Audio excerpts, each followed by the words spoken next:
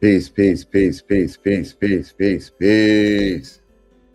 It's your noble Mufti A. Right Bay.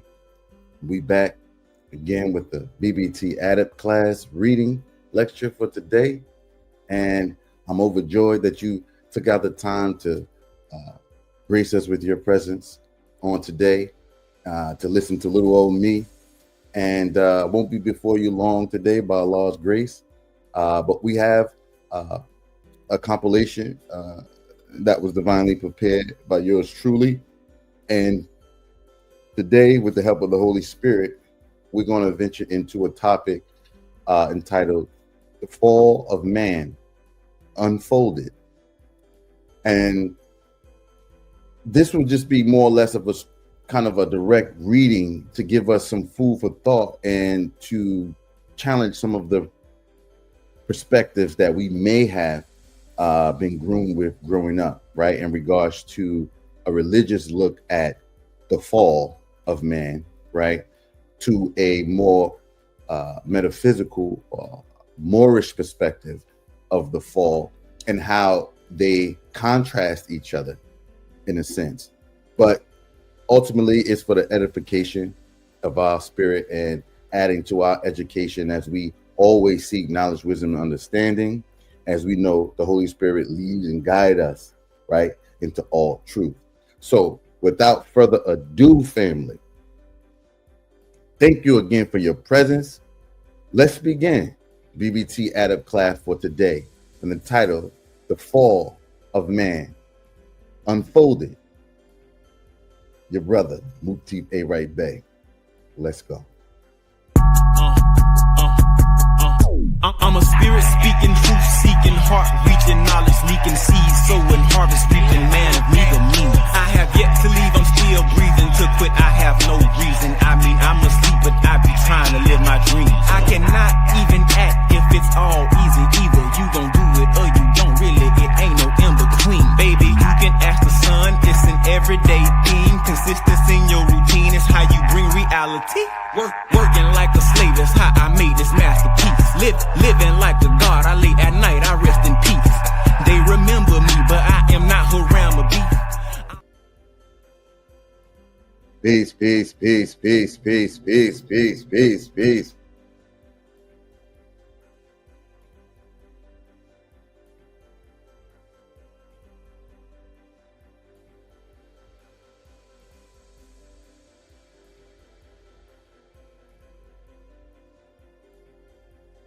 This is what we do.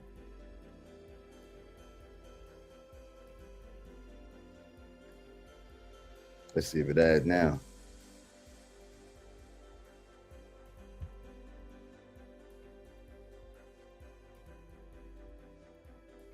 Boom. Here we go, right on the stage as we see it. So let's begin to go into this document, right?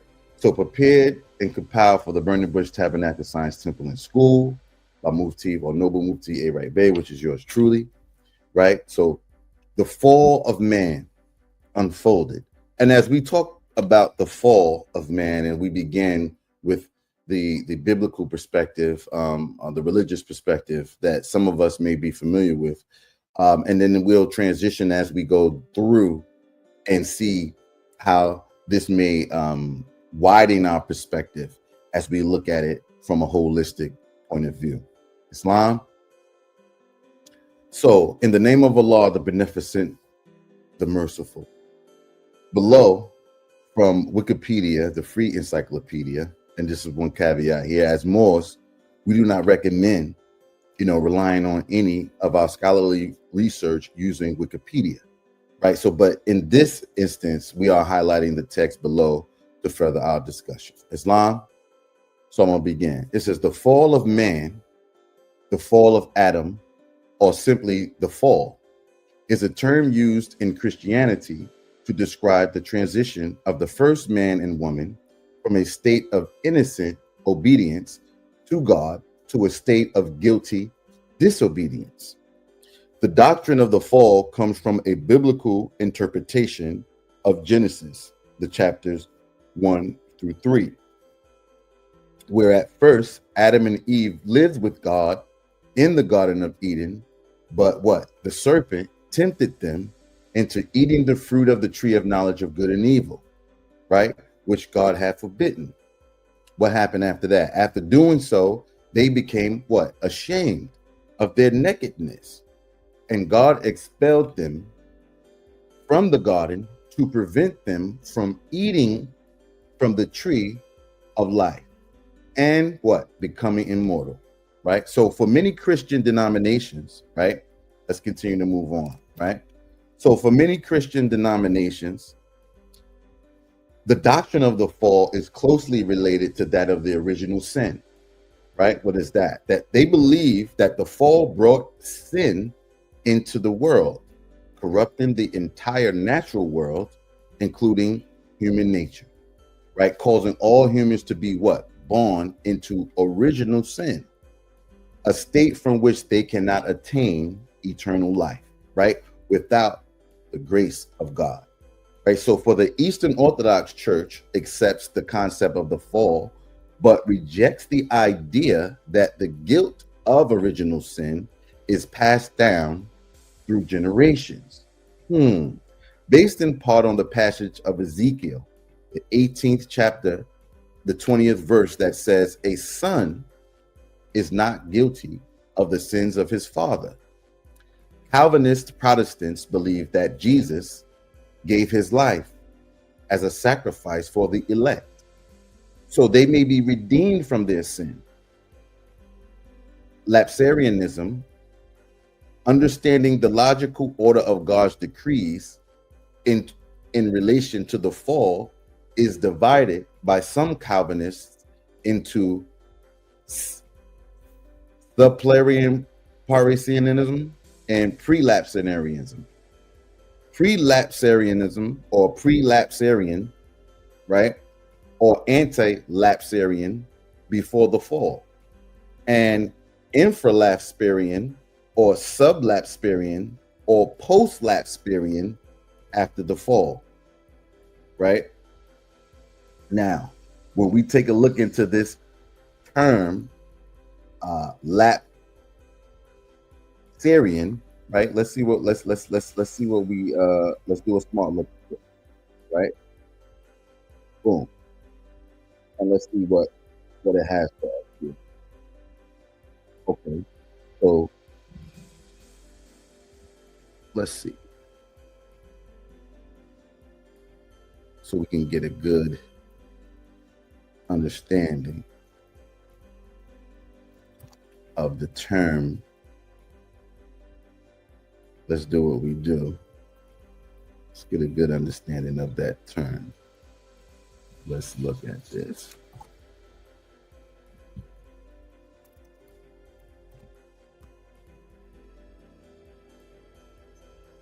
Right, so sublapsarianism is a theological view closely related to infralapsarianism that describes the logical order of God's decrees regarding creation, the fall, and redemption.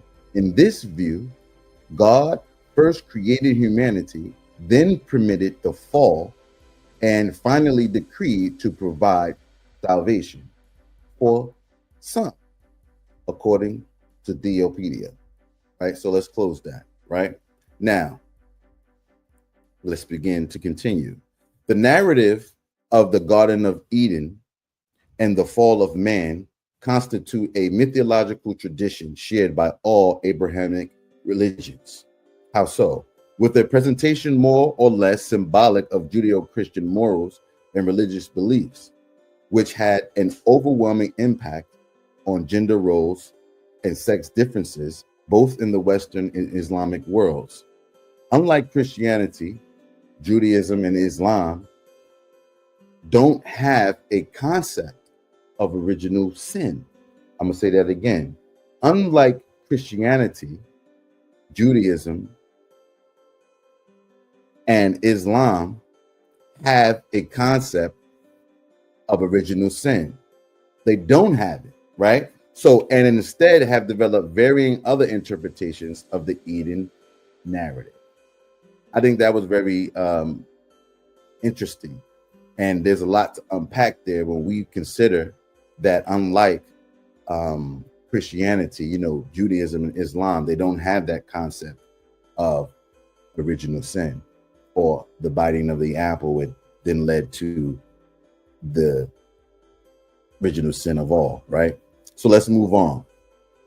Now, we just highlighted briefly, from a Wikipedia perspective, just the religious scope of looking at the phrase "the fall of man," and as it related to the Garden of Eden, right? To Adam and Eve, right?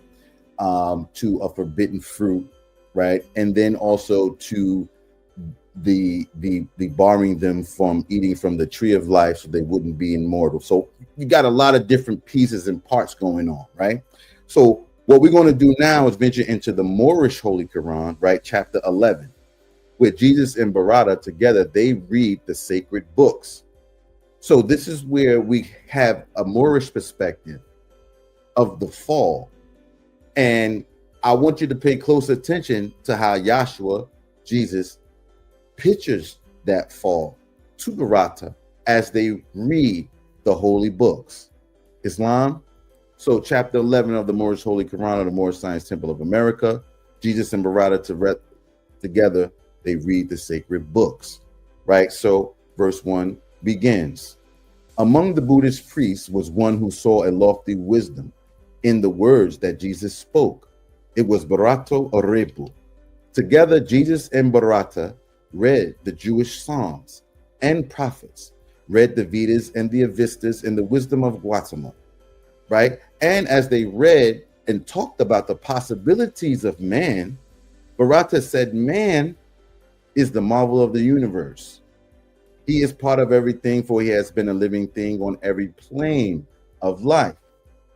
Time was, or time when man was not, or time was when man was not, right?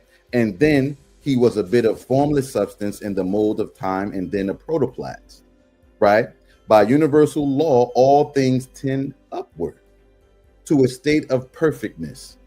The protoplasm evolved, becoming worm, the reptile, bird, and beast, and then at last it reached the form of man. Now, man himself is mind, and mind is here to gain perfection by experience. And mind is often manifest in fleshly form and in the form best suited to its growth. So mind may manifest as worm, as bird, or beast, or man. The time will come when everything of life will be evolved unto the state of perfect man. And after man is man in perfectness, he will evolve to higher forms of life. Now watch this. This is the perspective that Barato gave to Jesus as they both read. And this was Barato's perspective of man. I wanted you to keep in your hippocampus what we spoke about the fall of man according to the Christian perspective, right? So now listen to Jesus' response to Barato, right? He said, now, and Jesus said, Barato Arebu, who taught you this? That man, that mind, watch this, which is the man, may manifest in flesh of beast or bird or creeping thing.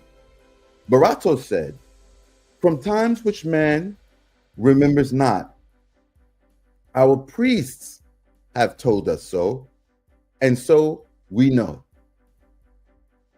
And Jesus said, enlightened Orebu, are you a mastermind and do not know that man knows naught by being told? Which basically means that you don't know, right? Anything by being told. So he said, man may believe what others say, right? But thus he never knows. If man would know, he what? Must himself be what he knows. And he goes on to say, do you remember, Arebu, when you were an ape, a bird, or worm? Now, if you have no better proving of your plea than that the priests have told you so, you do not know. You simply guess. Regard not then what any man has said. Let us forget the flesh, and go with mind into the land of fleshless things. Mind never does forget. And backwards through the ages, masterminds can what? Trace themselves, and thus they know. Time never was when man was not. That which begins will have an end. If man was not, the time will come when he will not exist. From Allah's own record book, we read, the triune Allah breathed forth and stood 7 spirits before his face. The Hebrews call these 7 spirits Elohim, and these are they who, in their boundless power, created everything that is or was.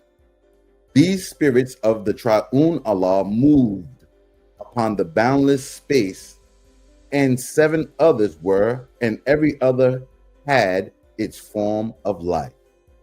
These forms of life were but the thought of Allah, clothed in the substance of their ether planes. Men call these ether planes the planes of protoplast, 1, of earth, 2, of plant, 3, of beast, 4, of man, 5, of angel and cherubim. Well, you got 6 and 7. So 7 planes, do we recall? These planes, with all their teeming thoughts of Allah, are never seen by eyes of man in flesh, composed of substance far too fine for fleshly eyes to see, and still they constitute the soul of things.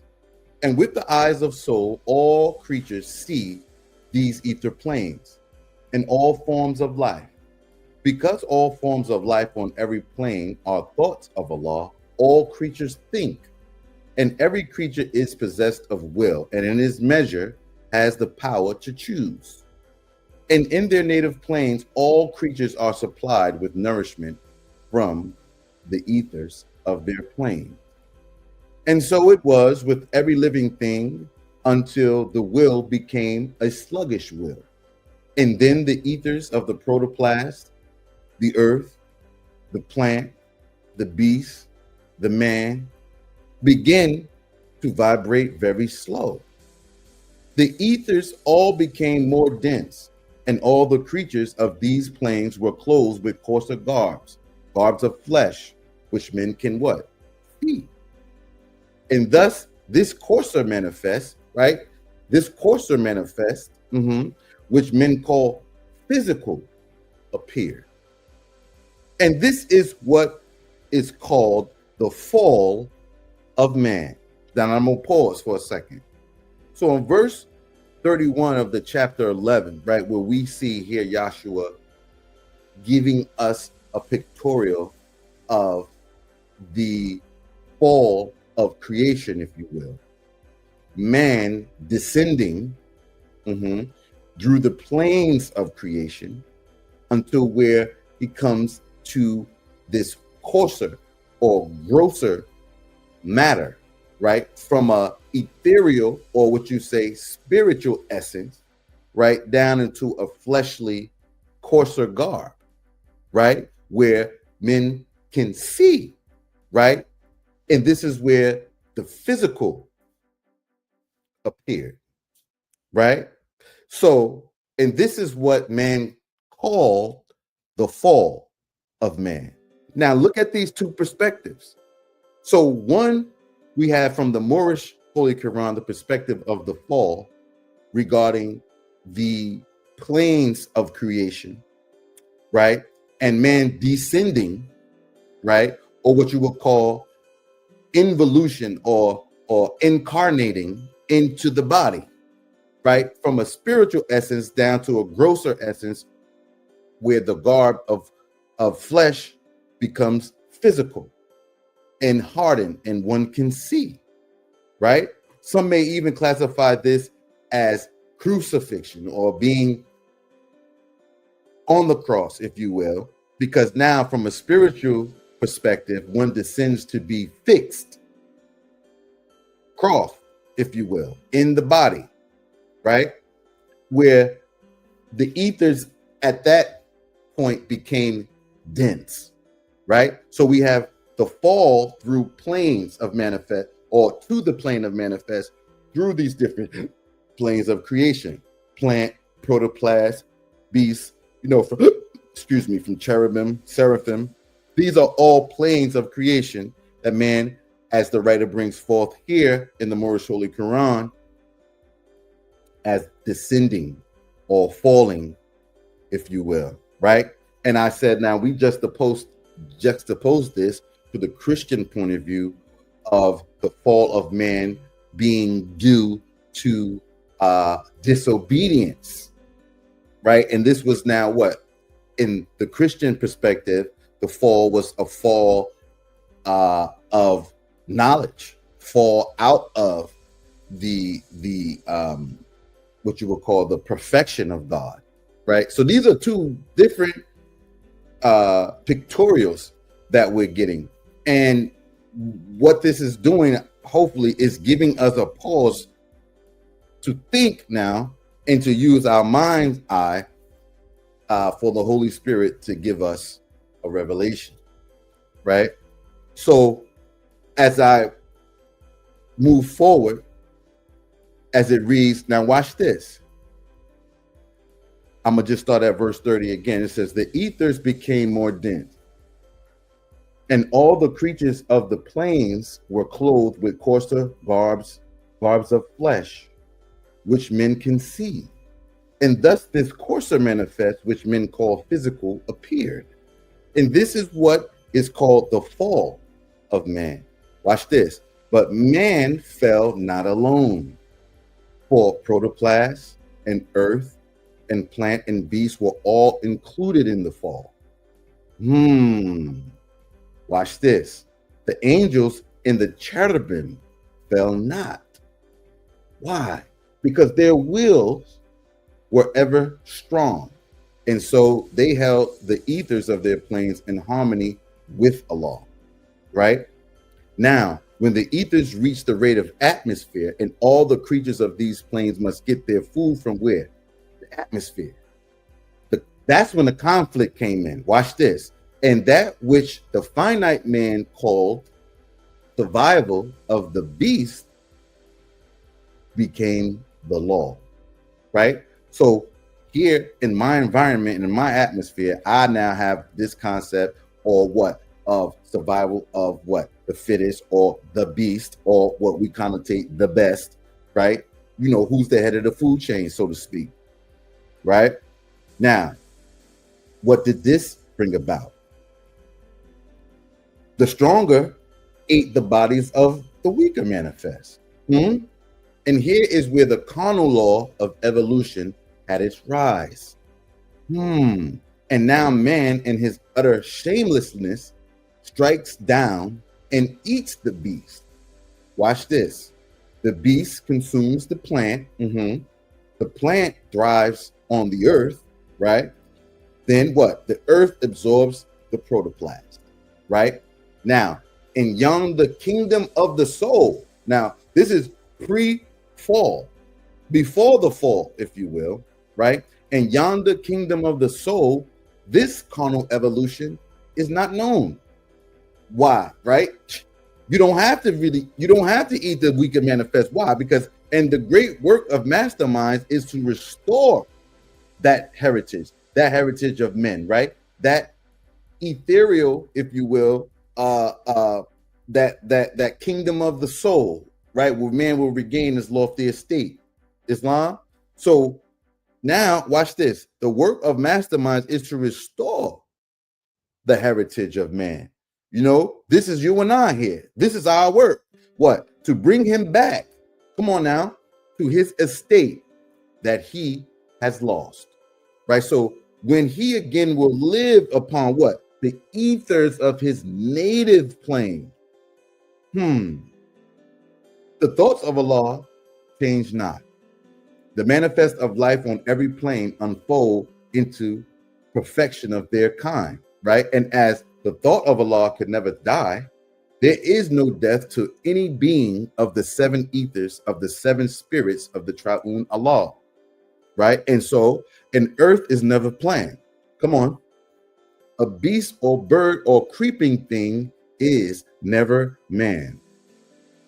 And man is not and cannot be a beast.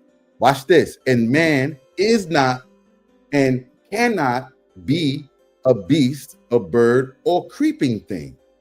The time will come when all these seven manifests will what? Be absorbed, right? So that's what? Back into the one, right? From which they descended.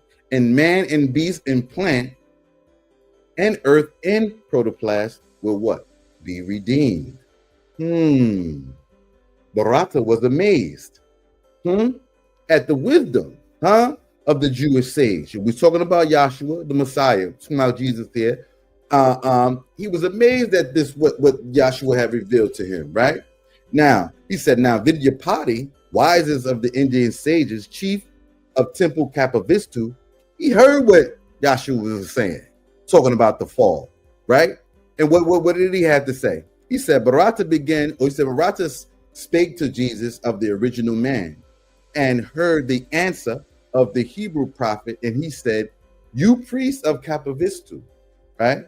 Hear me speak. We stand today upon the crest of time. 6 times ago, a master soul was born who gave a glorious light to man.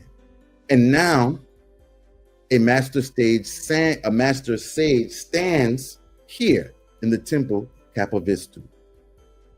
The Hebrew prophet is the rising star of wisdom, right? Now these are titles that the priest is giving onto Yahshua, onto Jesus, right? Call him a Hebrew prophet, right? A rising star of wisdom. Come on now, deified, right? What he said he brings to us a knowledge of the secrets things of Allah. And all the world will hear his words, will heed his words, and what? Glorify his name.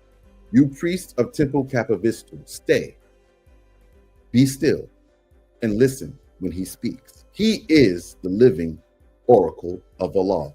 Another title, living oracle of Allah. And all the priests, what? Gave thanks. Isa, Ibn Mariam, right? And praised the Buddha of enlightenment. Islam.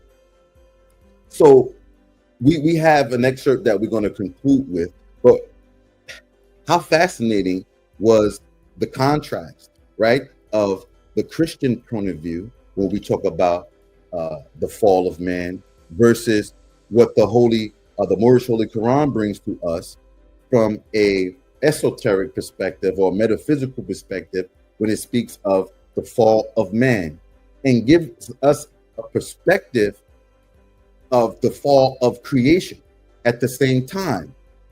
Very, very marvelous, should I say. As we move on and kind of get to the conclusion of the lecture today, I will move forward with an excerpt from Dr. Elihu in Pleasant Bay, right? As we know, as a swift angel, number one, and his perspective, high honors and praise, his perspective on the idea of the fall of man, and in fact, how it relates to man's relationship to the Creator as well as to himself, right? So this is how we tie this all in a bow by Allah's grace, right? And this is also combining a level of remembrance to where man has his origin, right? Because the fall, of course, is, right, what? A falling away from, however you were to put it, right? But now this is a remembering, how do we come back now, right? So as we move on, Prophet Muhammad taught the highest degree of prayer. And this is coming back to the oneness again after the fall, right? So the ritual of facing an eastwardly direction during prayer did not begin with Muslims, right, of modern day Islam, right? Well, Muslims of modern day Islam. This is a human practice that dates back originally to the fall, watch this, of Isa and Isha, right? Or Adam and Eve. I'm going to repeat that sentence. The ritual of facing an easterly direction during prayer did not begin with Muslims of modern day Islam, right? This is a human practice that dates back originally to the fall of Isa and Isha, who are respectively Adam and Eve, right? From the grace of the garden into being humans. Watch that, fall. Prior to the fall, when they were gods and goddesses, they naturally met Allah's commands through their heart's will of higher consciousness, right? So see third eye, right? So the fall of man began its descent from the light, or what? The truth, and what? His, in search of the light, journey into the Maya of human knowledge. It was then man's highest ideals became his God, right? And in the time, the sun, Allah's noblest image, became his most wishful source of the light and direction of prayer. So when you're looking at the light as the most noblest image of Allah, or God's creation, in man's mind at the time, that would be where he were to direct his attention to what? Get back to that oneness, or to make amends, or to come back to that estate after the fall, right? It makes sense, right? So, and in the time, the sun's noblest image, right, or Allah's, the sun, Allah's noblest image, became his most wishful source of the light and direction of prayer, right? So that makes sense. So it was the ancient Cometians that made a scientific study, watch this, which discriminated between the worshiping of Ra, right, or what, the sun, and Hotep, the conscious realization that exists between man as God and the light, which is the entrance to the maker of both he and the sun, right? We'll repeat that. It was the ancient Cometians that made a scientific study which discriminated between the worshiping of Ra, the sun, and Hotep, the conscious realization that exists between man as God and the light, which is the entrance to the maker of both he and the sun. The old tribes of Israel later misnomered Jews and Hebrews, right, which revived the outwardly direction or prayer directions plumbed perpendicular to the sun to a horizontal landmark, what? Erected by man. What is it? Therefore, they proclaim their city of Jerusalem as what? Holy, and faced it to sanctify their prayers. This remained a custom for nearly 1,000 years until the advent of the great prophet Muhammad. The ritual of which we say, or the ritual which way should men or man face in prayer, surfaced as a misunderstanding in Medina, right? Originally called Yathrib, the city of excellence, between the Jews and Muslim converts of Muhammad. Since, peace be upon him, since the Meccans, Lights, and many other nationals in that region customarily faced Jerusalem to pray, it was the Jews that assumed, because they had given the new Muslim refuge and equal rights of citizenship, that they would face the Qibla, right? Following tradition. But Muhammad, under Allah's command, was to take the Muslims into the ancient direction of prayer, right? But was this new direction of prayer ordained through Muhammad, the way of the prophets, or to face the Kaaba in Mecca as opposed to the Qibla of Jerusalem? First, it must be remembered that Muhammad was a member of the agnostic order of worshippers called Hunafa or Hanif, before becoming directed by the angel Gabriel. A Hunafa was not a tribesman, but a seeker of truth, upright, by way of consciousness, as also when he was as way of consciousness, right, as different from idol worshippers. Watch that. In fact, Hanif meant those who turn away from idolatry. Also, when he was able to see the form of the angel Gabriel from where the voice of Allah came, when Muhammad was on the Hira mountain, it was what? In the shape of a man, standing in the sky just above the horizon. The ancient Egyptians, from which most angels, i.e., Michael, Gabriel, etc., derive, always use the word horizon to differentiate between higher consciousness and human thinking. Or, as Drew Ali simplified this lofty state to his Moors, as the nearest place to meet Allah is in the heart. The angels always look indigenous to Eden and can do more than carry messages from Allah. There is infinite grace in the art of meditation. Here again, meditation is realized as the most direct prayer way of all the prophets, angels, Muslims, gurus, and masterminds of all times and climes. Meditation. This is key. Why? For every prophet raised from among a nation of people always attempted to teach their followers to be what? Like them, especially to pray just like them. Although, as in the generalities of men, to be ignorant, rarely did more than one or few conquer Maya, right? The indwelling ignorance and ego of the carnal mind, right? Enough to meet Allah. This holds true for Moses, Abraham, Yahshua, Muhammad, and Noble Drew Ali. These prophets usually gave their people an alternative method of prayer linked somewhere between a tradition they were accustomed to and linked to the ancient direct way through fearless consciousness. Without the interceding of a middleman, ritual, or form, they prayed best.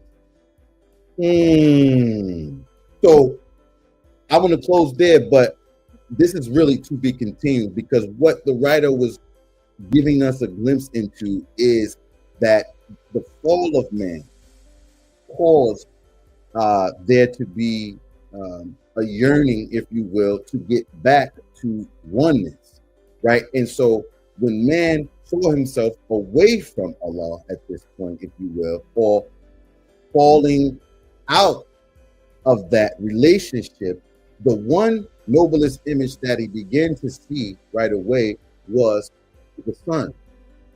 This sun would then to symbolize how he were to direct himself back to his lofty estate right after the fall.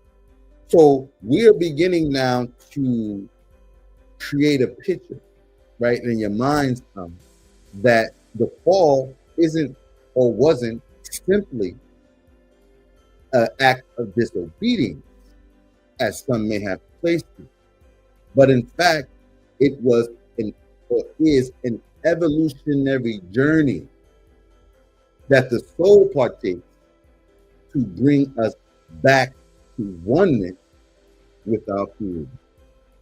Islam. Listen, family, it's been a pleasure just to walk through this by the grace of Allah and have us, give us some food for thought, and, excuse the technical difficulties if you see some of the video being delayed. Definitely blame it on my Wi-Fi, of course. We will, by Allah's grace, prove to be better next time. Islam. So I thank you for your presence on this Adept lecture reading. Come on. Shout out to the BBT tribe and illustrious Sheikh Kyrie. Grace and peace be among them. And listen, we can't have unity without you and I. and you come first.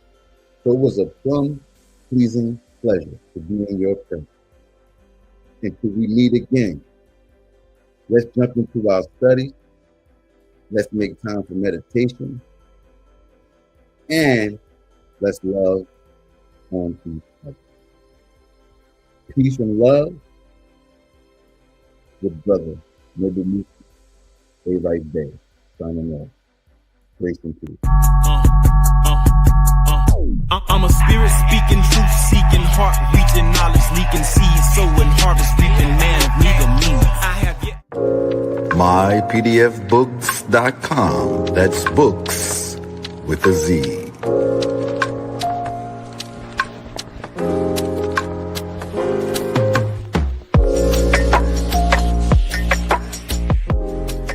Once again, this broadcast has been brought to you by mypdfbooks.com. That's books with a Z, where reading fundamental. Also brought to you by bindedbooks.com, where treasures are bound. Be sure to get all of your teas at My Son's Teas, the tea of teas, divinely prepared at herbsofmyaunt.com. Be sure to check out all of those musical stylings by Brian Hicks Spade at bhspademusic.com. For your everyday items and religious regalia, be sure to check out morrishaberdasher.com. And for that everyday especial Morris drip, be sure to check out moresachi.com. And all of these companies are powered by ALO Design Pros. Design your online business strategy today. No such thing as failure, baby. Don't forget who made you. You can't be thinking minor when you need to be thinking major. They made you think they saved you.